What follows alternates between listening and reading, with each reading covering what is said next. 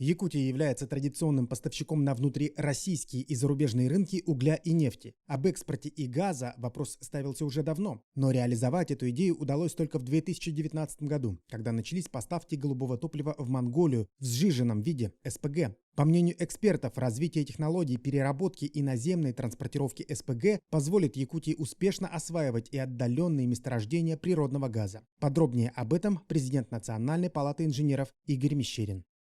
Игорь Викторович, здравствуйте.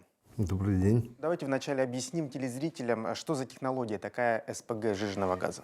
Ну, Максим, СПГ является альтернативой трубопроводов в тех случаях, когда по каким-то причинам, например, природным или экономическим трубопровод прокладывать невозможно технически или нерентабельно.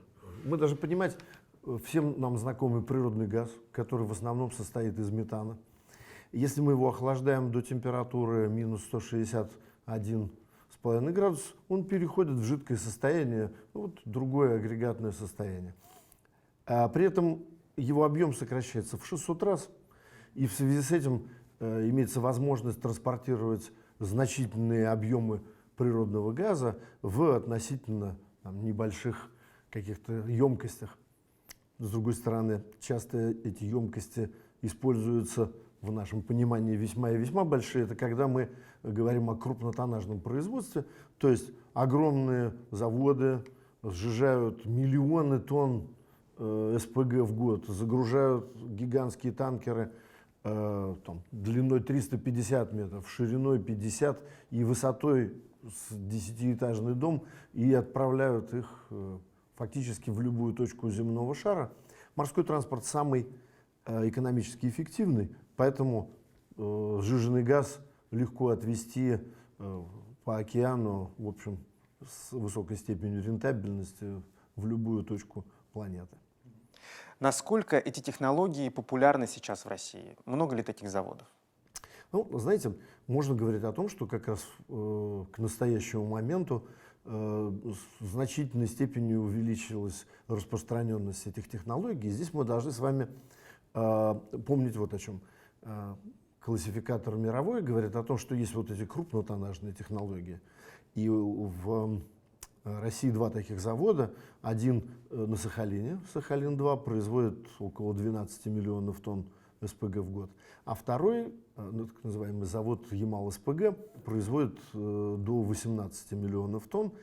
Кроме этого, есть среднетоннажные производства и почти 3 десятка малотоннажных производств, в числе которых, кстати, находится завод в Якутии.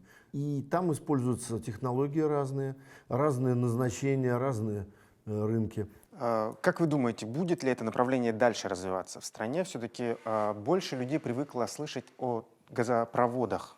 Безусловно, направление будет развиваться и в мире, и в России. Вообще СПГ считается самым быстро развивающимся и мощным инструментом экспорта. Буквально сейчас уже, наверное, более 40% мирового экспорта осуществляется в сжиженном виде. Скоро будет половина. Если сейчас экспортируется, скажем, несколько меньше, чем 400 миллионов тонн в год, то аналитики говорят, что все равно этот экспорт будет расти и к 2050 году превысит 700 миллионов тонн.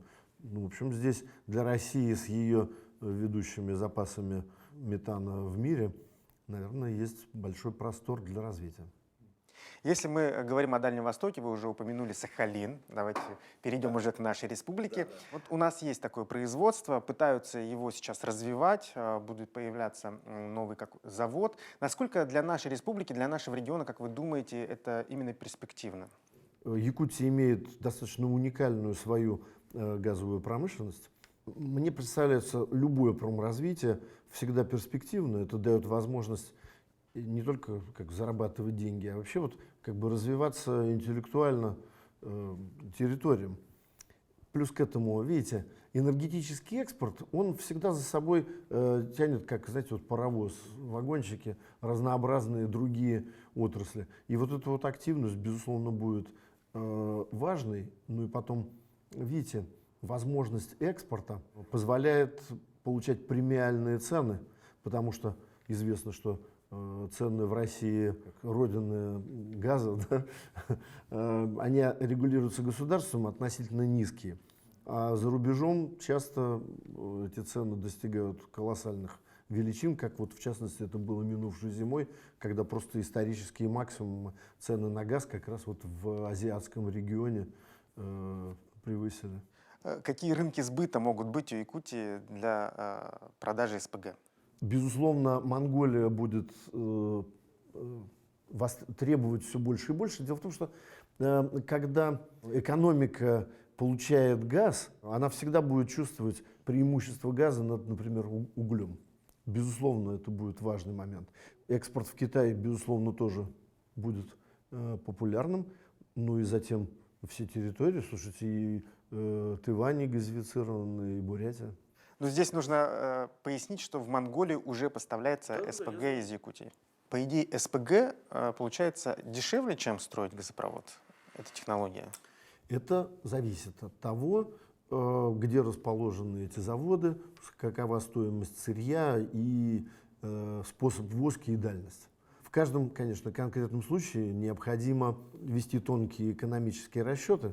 Существует некое более-менее типичное взаимоотношение между экономическими эффективностями трубопровода и СПГ в зависимости от объемов транспортировки и расстояний. Ну, я бы сказал как.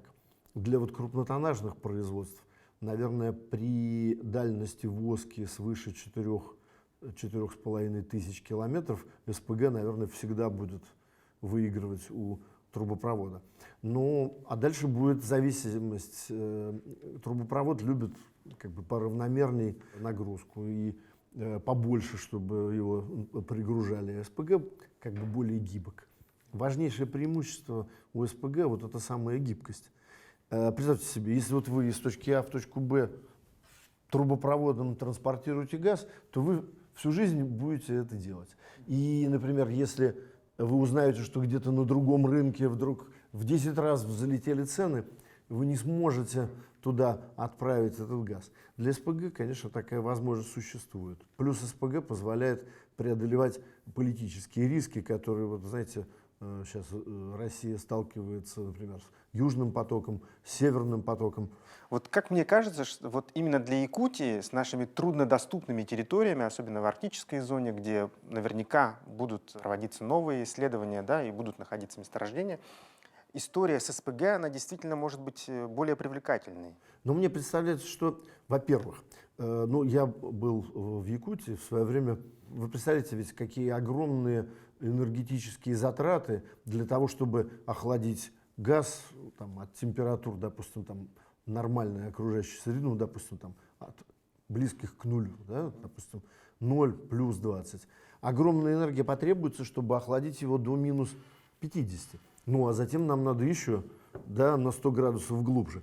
Но, тем не менее, в зимний период времени огромные, возможно, энергетические экономии. За счет этого климат в Якутии, безусловно, как бы благорасположен для того, чтобы экономить энергозатраты, раз. Во-вторых, конечно, достаточно сложные рельефы местности в Якутии.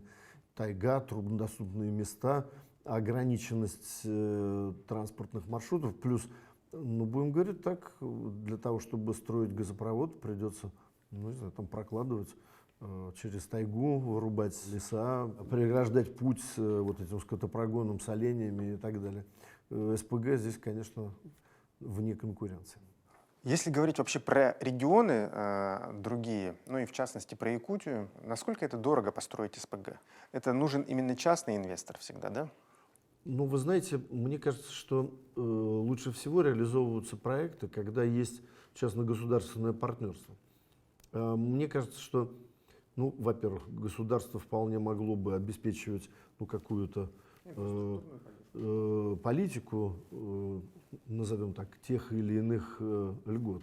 Ну, наверное, исходя из вот опыта, возможность в проекте экспортной составляющей, во-первых, очень серьезным образом способствует экономической эффективности проектов. У нас, вы знаете, есть закон об экспорте газа.